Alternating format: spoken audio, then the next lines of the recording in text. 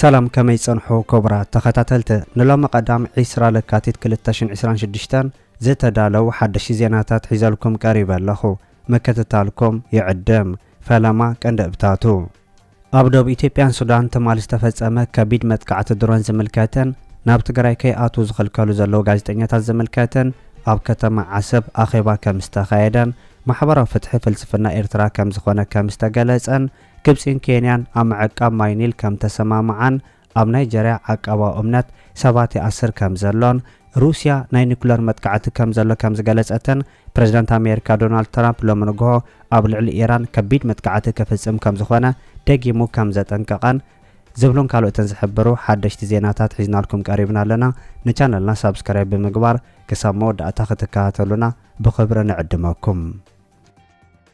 محبراو فتح فلسفنا إرترا مخوانو تقاليسو عالم أمخبار معلت محبراو فتح تخبرو لزلو جزي محبراو فتحنا إرترا تاريخا وكايدا مخوانو سابساباتي قالسو عالمنا أبنو سوكف عامت بعلت عسرا لكاتيت علامة ومعلت محبراو فتح كم تخبرن اتعلتون حدا كابت بورد بحبرات هاقرا زوز وبعالات مخوانو من جتاتي قالسو أبشا باي زوز صحف كم زحبرو إرترا أكال نايز عالمة وبعالت رايزي كونت كاب جزي قدلات حيزا كتمر حلو صنحت فلسفنا محبراو فتح مخوانون اتا أكايدا فتحاونت معرنت عمهناس سلامة ونخلو زحاق في حبرات السبغسانو مخوانو كم زارد وني قالز تحدثوا محبراو لمعاتن فتحنا بتحت زبل جرحو ذكر زلو تعالما ومعالت مسنا إرترا بوليس الزامر مخوانون كساب حجب زحيا لأقباب كسرحو له مسنوحي نقار نمحبراو لمعاتن محبراو فتحنا بقرب أوان أبدوها دحرس تقايدا كالاي عالما وعلا زخبر زلو خوينو نحبراو عالما وحلافنا زدلدل مخوانون دخلنت مدفع نايسرح لمد مسفح كاب كاند علاماتاتو مخوانوان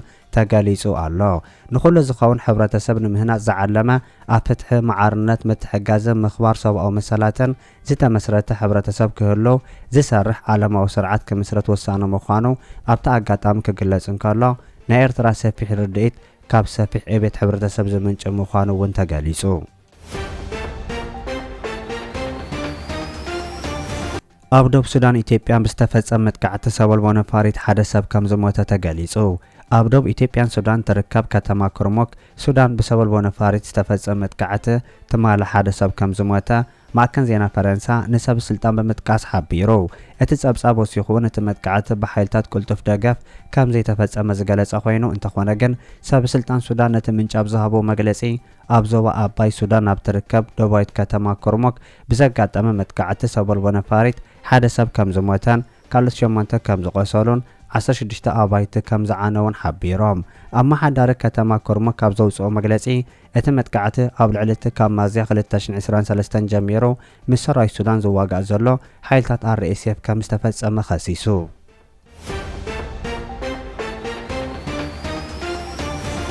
أبو دبايت كتما عسب آخبا كم استخايدة تقاليسو أب إرترا أبو دبايت كتما عسب أب استخايدة نايقم آخبا سالان عبي زخيد زلو نقحت زب أب قدات تعنا أتغامات تكالات تعنا زوبا دوباي كح بحره بعابي وكم زو السخة تقاليسو أما حدار زوبا دوباي كح بحره أمباسادر محمد سيد مانتاي أب استساتفلو آخبا زقاربا مصنعت كم زملكتو أبتن إسان زوباتا زركوا حلفت تكالات تعنا أب استمزقبو عواتات ترى حبرتسب أب عوتا وهبا كنكن تعنا كم أوان قرب مدانيت عقم سب كم أوان مسارح تازة كورس أبصابات كم زقاربوون تقاليسو دايكتر بيت صحفة تعنا نايت زوبا دكتور علي هالو أبناي 2025 وطن 87 مئتايت تقبراو كم زخوانا كقاليس انكالله متن كتابت 87 مئتايت كتابت تحت حد عامة هزانات كا 100 مئتايت مبصحو قاليسو حقا فقط زلو غازيتنيا ناب تግራይ ከይገይሽ بفيدرال تأجيدو كبل أغلغل زينا فرنسا AFP قاليسو أب إثيوبيا حقا فقط زلو وكيل غازيتنيا أغلغل زينا فرنسا AFP أب تግራይ آتيو كسبسب نزحازو مدب قعزو بمنقس إثيوبيا كم استقلكلا اتتكال قاليسو اتغازيتنيا نابشر እንዳስላሰነ مخاد نامنقد أير إثيوبيا أبزأتولو كامن يسروس أقودا إثيوبيا فقاد يبل كام بمبال قعزو كسرس كم استقبرا نماكن زينا فرنسا بمتقاس አዲስ ስታንዳርድ ጸብሲቦ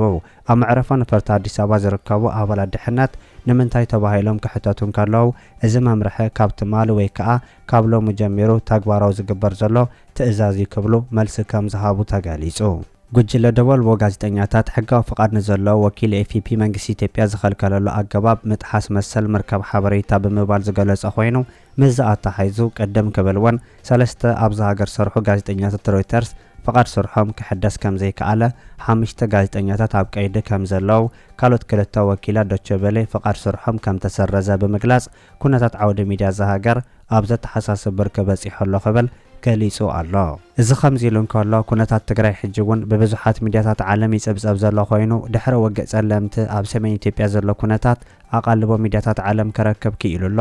መደበር ዜና አልጀዚራ ትማል ኣብ ዘውፅኦ ሓበሬታ ድማ በወገን ኣስመራን ኣዲስ አበባን ዝተፈላለዩ ክስታት ይስማዕ ከም ዘሎን መንግስቲ ኢትዮጵያ ሰራዊት ኤርትራ ካብ መሬት ኢትዮጵያ ክወፅእ ከም ዝሓተተ ብምዝኻር ናብ ውግእ ንምእታው ምዕባለታት ይርአ ኣሎ ኢሉ አልጀዚራ እዚ ውግእ እንተደኣ ተላዒሉ ቀንዲ ተሃሳይት ትኸውን ትግራይ ከም ዝኾነት ዝገለጸ ኮይኑ ሰራዊት ኤርትራ ካብ ትግራይ ክወፅእ ብሚኒስትሪ ወፃኢ ጉዳይ ኢትዮጵያ ዝወፀ ደብዳቤ ውግእ ይቐርብ ከም ዘሎ ዝእንፍት እዩ ብምባል ብክልቲኡ ወገን ዝወፅእ ዘሎ መግለጽታት ብዝርዝር ኣቕሪቡ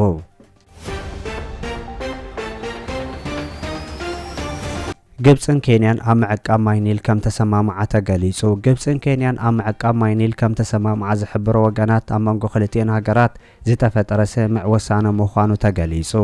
ግብፅ ንናይ ኢትዮጵያ ተጸራርነት ብጎረብቲ ሃገራት ንምድኻም ከም ፖሊሲ ሒዛ ሰርሐሉ ከም ዘላን ድሕሪ ናይ ሶማሌ ንጥፈታት ሕጂ እውን ኣብ ኬንያ ብምእታው ኣብ ናይ ማይ ፖለቲካ ስምዕ ምግባራ ተገሊጹ። ሓንቲ ካብ ሃገራት ኒል ከም ዝኾነት ዝንገረላ ኬንያ ምስ ግብፂ ስምዕ ምግባራን ንናይ ግብፂ እማመ ዝተቐበለት ግብፂ ንኬንያ 100 ዲጋታት ትሰርሕ ባጀት ክትሕግዛ ምዃና ድሕሪ ምግላጻ ምዃኑ እውን ተገሊጹሎ።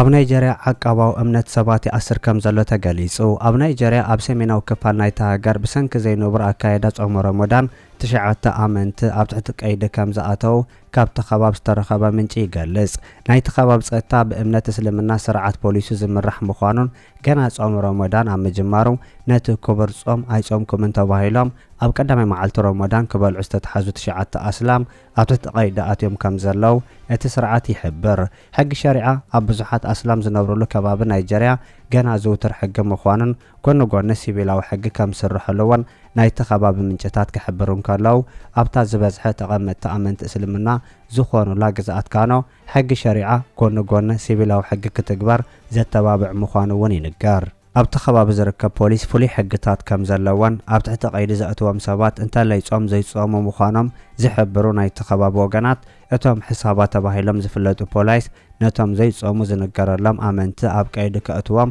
ሙሉእ መሰል ከም ዘለዎምን ይግለጽ። እቶም ኣብ ትሕቲ ቀይዲ ዝኣተው 9 ኣመንቲ 7 ደቂ ተባዕትዮን 2 ደቂ ኣንስትዮ ምዃኖምን ክግለጽ እንከሎ ምክትል ኣዛዚ እስላማዊ ፖሊስ መጂድ ኣማንደን ነቲ ኣጋጣሚ መልኪቱ እቶም ምእመናን ጾም ከም ዝኣተወ ከም ዘይፈለጡ ክዛረቡ ምፍታኖም ዝበልዎ ግን ካብ ሓቂ ዝረሓቐ ምዃኑ ሓቢሩ ኣሎ።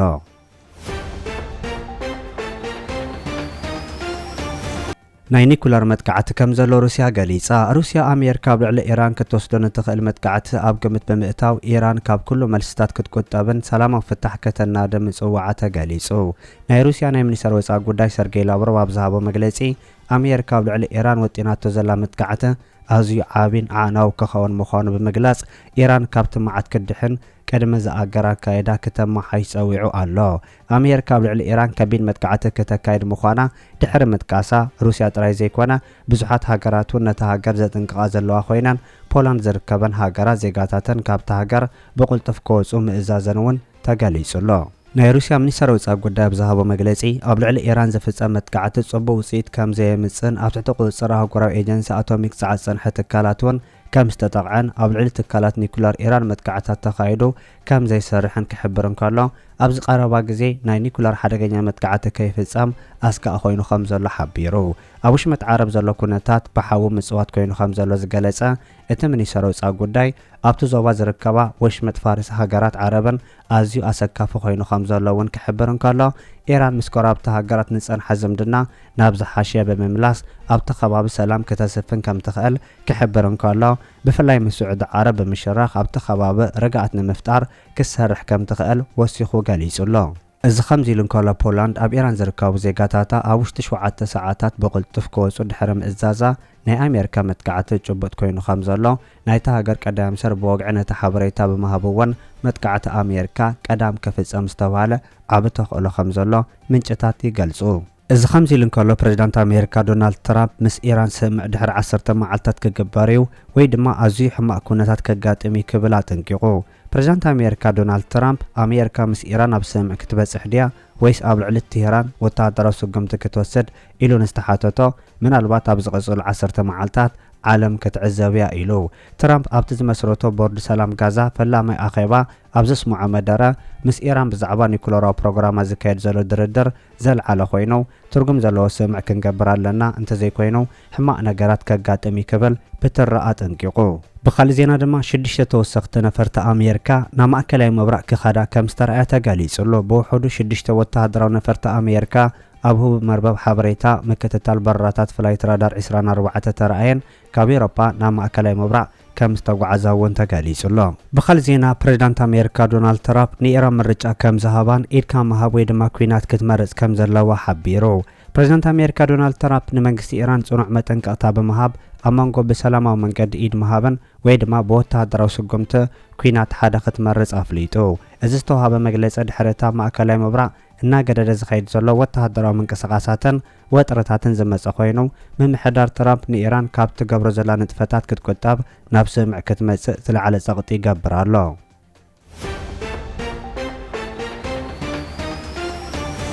ክቡራት ተኸታተልቲ ንሎም ዝተዳለወ ዜና ነዚ ይመስል። ኣብ ዝቕጽሉ ዝፍነው ዜናታት ብቐዳምነት ክበጽሐኩም ሳብስክራይብ ዘይገበርኩም ሳብስክራይብ ንኽትገብሩ ብኸብሪ ንዕድመኩም።